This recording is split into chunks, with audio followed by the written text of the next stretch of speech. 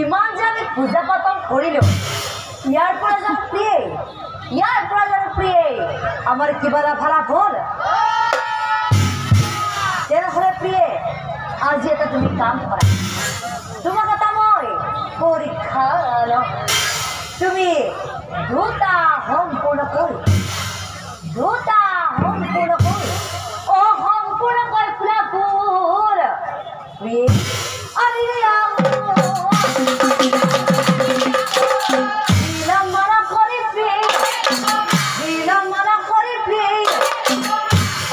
স্বামী আপোনাক ফুলহে লাগিব কোনো কথা নাই স্বামী কোনো কথা নাই কথা আমি ব্ৰাহ্মণীয়ে ফুল আনি দিলা পৰীক্ষা কৰো বুলি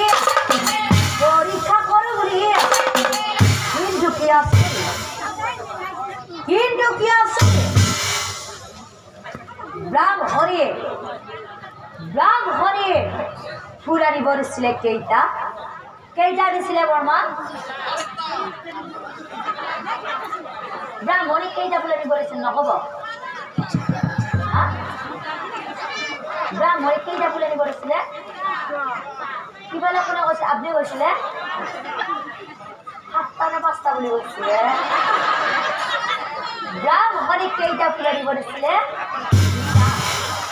দুটা ফুল ব্ৰাহ্মণীয়ে ঠিকেই আনিলে কিন্তু ফুল দুটাৰ মাজত কিমানেই পাৰ্থক্য যে এটা ৰঙা ফুল আনিলে আনটো বগা ফুল আনিলে ব্ৰাহ্মণীয়ে দেখোন প্ৰথমতেই বাৰজি ৰাখক বগা ফুলটো কৈছে প্ৰভু নাৰায়ণ কিবা কাৰণ যদি ব্ৰাহ্মণীয়ে সেই বগা ফুলটো দলি মাৰি দিয়ে তেনেহ'লে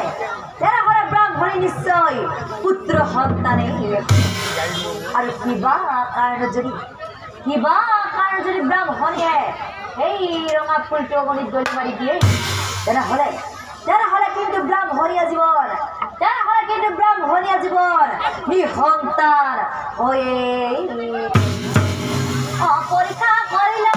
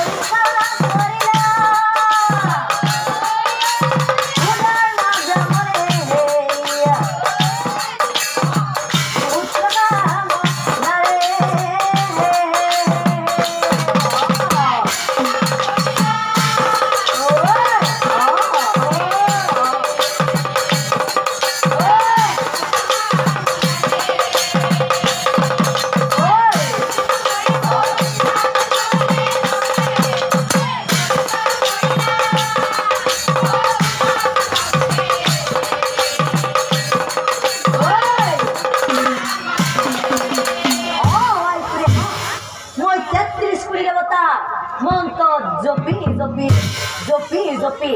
এই যজ্ঞলৈ নিমন্ত্ৰণ জনাইছে ঐ সুৰেহা তুমি এটা কাম কৰা তুমি মোৰ হাতৰ পৰা যিকোনো এটা তুমি ফুল লোৱা আৰু তুমি ঐ আমাৰ এইফালে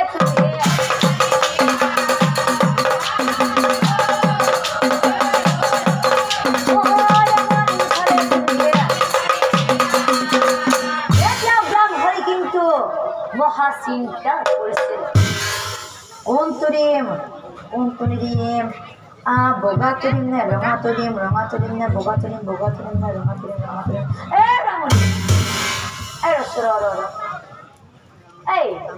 তই মোৰ মুখত দেখি পেল কি চাই আছ ভাল লাগছে নেকি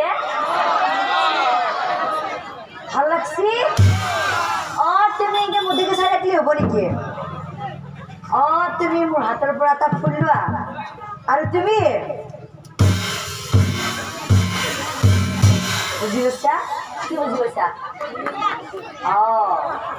তুমি মোৰ হাতৰ পৰা এটা ফুল লোৱা আৰু তুমি এইফালে তুমি